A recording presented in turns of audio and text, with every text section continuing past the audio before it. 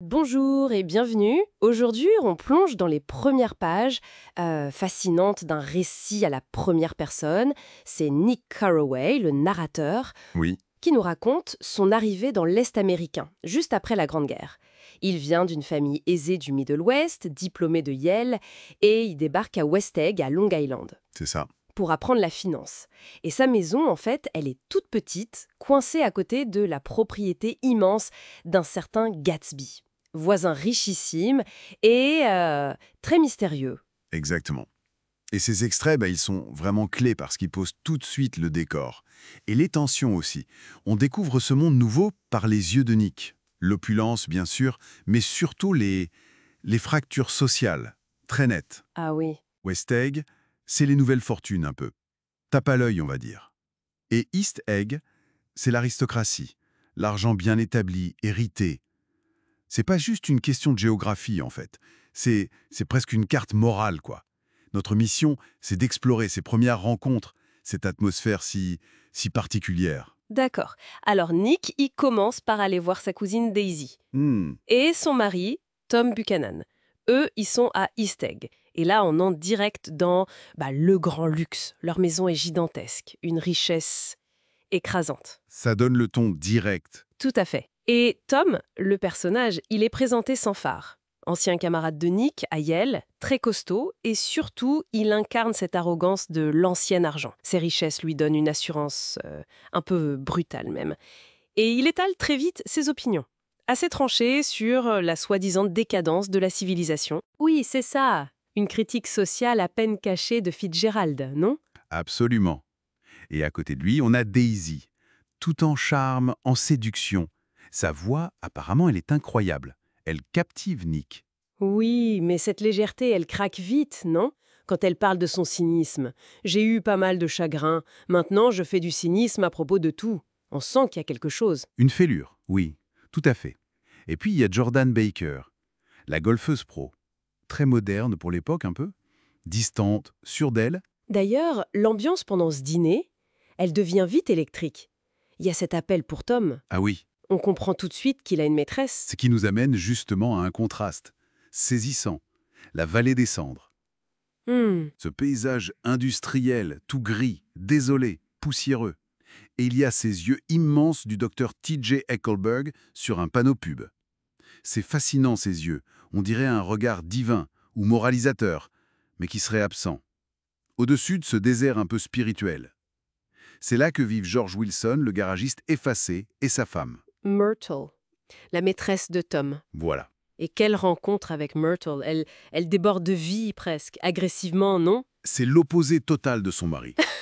Complètement. Tom l'emmène à New York avec Nick. Ils vont dans un appartement, et là c'est fête improvisée, bruyante, très alcoolisée. Oui, l'ambiance, les commérages, l'alcool qui coule à flot. La sœur de Myrtle est là, Catherine, les voisins, les maquis. Et Myrtle, elle ne mâche pas ses mots sur son mari. Elle dit « il n'était pas digne de lécher mes souliers ». C'est violent, oui. Et Nick, pendant ce temps, il se sent, comment dire, dedans et dehors.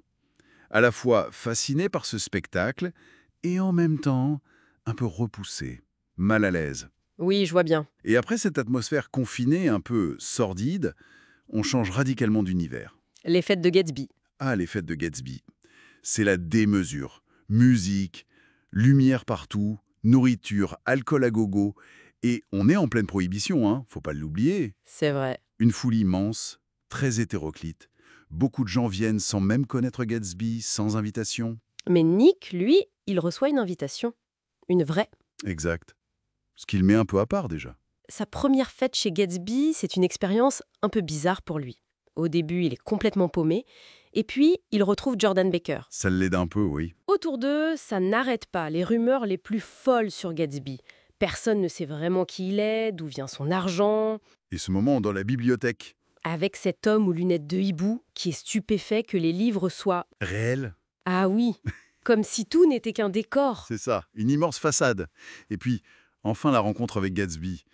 Presque décevante au début, non? Oui, il parle avec un type sans savoir que c'est lui. Voilà, et la surprise, c'est sa jeunesse relative, son sourire, très travaillé, radieux, dit Nick, sa politesse, presque trop formelle. Et son tic, là, Vieux frère. vieux frère, oui. Il dégage un calme assez étonnant au milieu de toute cette agitation. C'est vrai. Et la fête se termine comment? Dans le chaos, évidemment. Classique. Un invité ivre qui perd une roue de voiture en partant, une image assez forte de cette décadence festive, quoi. En parallèle, Nick nous parle aussi de sa vie à New York, de sa solitude, un peu paradoxale au milieu de la foule. Hmm. Et il commence à fréquenter Jordan Baker. Il y a une attirance, une curiosité, c'est clair, mais il perçoit aussi vite son côté malhonnête. Oui, il y a cette histoire de triche au golf. Mais c'est plus général, non? Son attitude désinvolte face aux règles, face aux dangers même. Sa conduite dangereuse, oui. Et sa phrase terrible, il faut être deux pour causer un accident, ça dit tout. Tout à fait. Ces premiers chapitres, ils dressent un tableau vraiment puissant. On a le côté scintillant de l'âge du jazz, mais juste sous la surface, on sent les tensions, le vide moral, une sorte de désillusion profonde, masquée par la fête permanente. C'est ça. Et la séparation sociale, elle est partout. L'argent neuf contre l'ancien.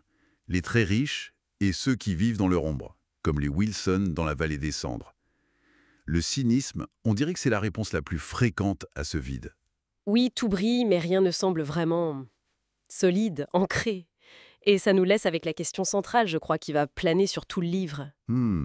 Au-delà de cette façade de fêtes incroyables, de relations superficielles, qu'est-ce qui motive vraiment ces personnages? Quelle est la quête personnelle de cet énigmatique Gatsby? Ces fêtes somptueuses, elles cachent quoi au juste? Bien plus qu'un simple désir de s'amuser en sans doute.